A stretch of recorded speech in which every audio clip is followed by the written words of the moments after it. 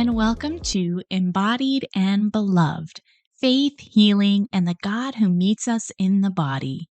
I'm Shannon, a manual osteopathic therapist, and every day I sit with women who are carrying more than pain in their bodies.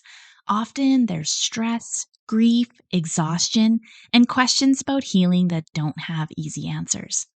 When I say embodied, I mean this, that our faith is not something we live out only in our thoughts or beliefs, but in our nervous system, our breath, our posture, and the stories that our bodies are holding. Our bodies are not separate from our spiritual lives. They are a place where so much of it unfolds. And this podcast is for women who are learning to listen to their bodies with compassion, who are discovering that healing is a process rather than a finish line, and who are coming to trust that God meets us not only in prayer or reflection, but right here within the lived experience of the body. You are embodied, you are beloved, and you are not alone.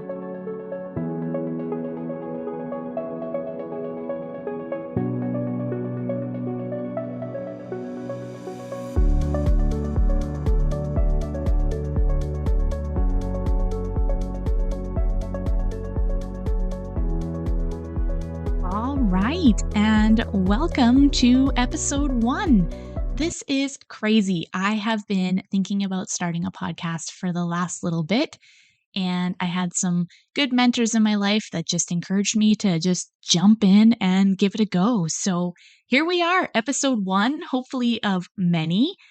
And today we are going to just talk about why I believe God cares about the body. Figured it was a good place to start. So for a long time, many of us have learned to live our faith from the neck up. We think, we believe, we strive, and meanwhile, our bodies are something we try to manage or fix or just push through when they get inconvenient. But the longer I've worked with women, and honestly, the longer I've worked with the body at all, the more convinced I've become of this. God actually cares deeply about our bodies, not just as vessels that carry us through life, but as places where He meets us, where He speaks, and where real healing can potentially unfold. So I want to share a bit of my story, not because it's particularly unique, but because it's shaped the way that I listen to women and the way that I've understood healing. So, for a long time, I understood faith as something that mostly lived in my thoughts and beliefs. I think if I'm honest, I believed if I prayed enough, if I trusted enough, or tried hard enough, then things would turn out okay. And at the same time, my body often felt like something separate, something to override or manage when it got in the way of what I thought I was supposed to be doing. But as I began working more closely with the body, both my own and the women I care for, I started to notice some patterns. Women who were deeply faithful, deeply prayerful, and still exhausted. Bodies that were holding tension, bracing, guarding, not because they were broken, but because they were just trying to survive. Studying and practicing osteopathy really changed the way that I see healing. It taught me to slow down, to listen, to notice that symptoms are often protective and not pathological. And the more I listened, the more I realized something important. Healing doesn't respond very well to force. It responds to safety. What surprised me was how much this reshaped my faith. I began to see that God wasn't asking women or myself to override our bodies in order to trust Him. Instead, I started recognizing God's presence in the slowing down, in the listening, in those moments when a body finally feels safe enough to let go. And that's really why Embodied and Beloved exists. Because I've seen over and over again that healing happens when women feel safe enough to listen to their bodies, to their stories, and to listen to a God who meets them with patience rather than pressure. I don't have formulas here. What I'm offering is space, curiosity, and the belief that healing is something we're invited into, not something we achieve. This podcast is an invitation to a slower, gentler kind of faith, one that actually makes room for our bodies. As I've listened more closely to women's bodies, I've also had to ask different questions about faith. Not so much, why isn't this working? But more, what kind of God meets us here? And when I look at scripture, I'm struck by how often God meets people in very physical ways. God doesn't avoid our bodies and our needs. He enters them. He speaks through them. He works within them. And faith has never really been disembodied. From the beginning, God's presence has been experienced through breath, touch, rest, hunger, and healing. One of the most unhelpful stories that we have absorbed is that healing is about fixing what's wrong as quickly as possible. But both in faith and in the body, healing tends to happen through relationship, through presence, trust, and time. God doesn't relate to us like a mechanic. He relates to us like a companion. So many women I meet feel frustrated with their bodies, as if their symptoms mean they're failing spiritually or not trusting God enough. But the body isn't an obstacle to faith. Often, it's the very place where faith is being formed, where patience is learned and limits are honored and dependence becomes real. In the body, healing rarely responds to force. And spiritually, transformation usually doesn't either. Slowness allows safety, and safety allows listening.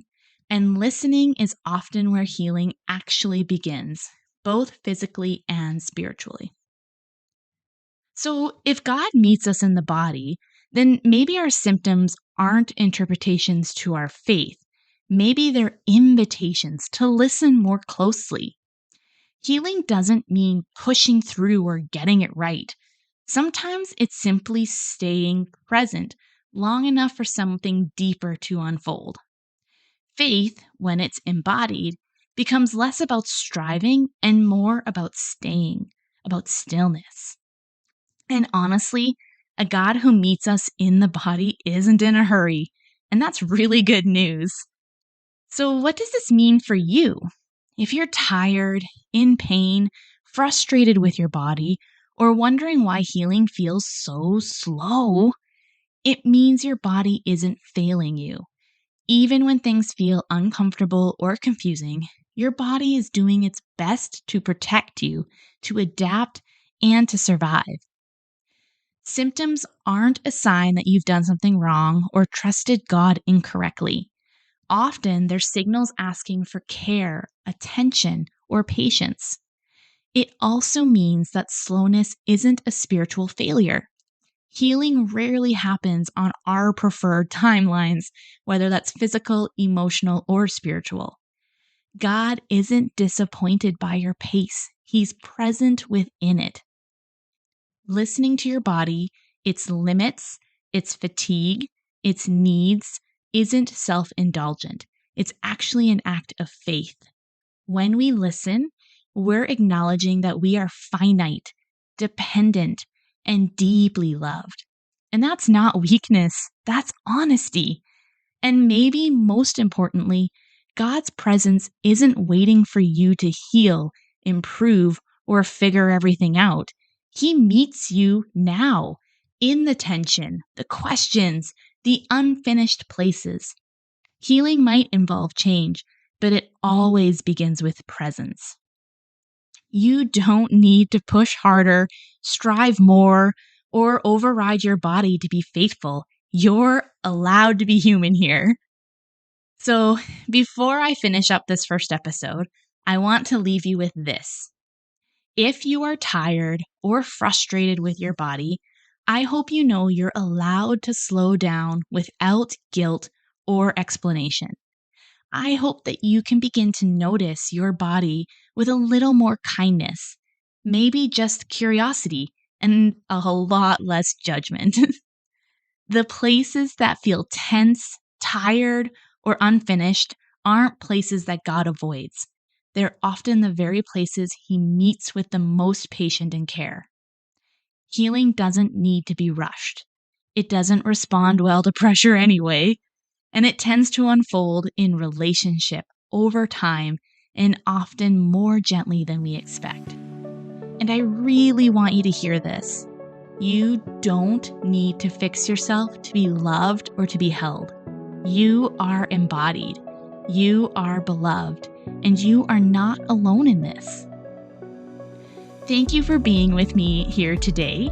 If this episode met you in a meaningful way, you're welcome to share it with another woman who might need that reminder.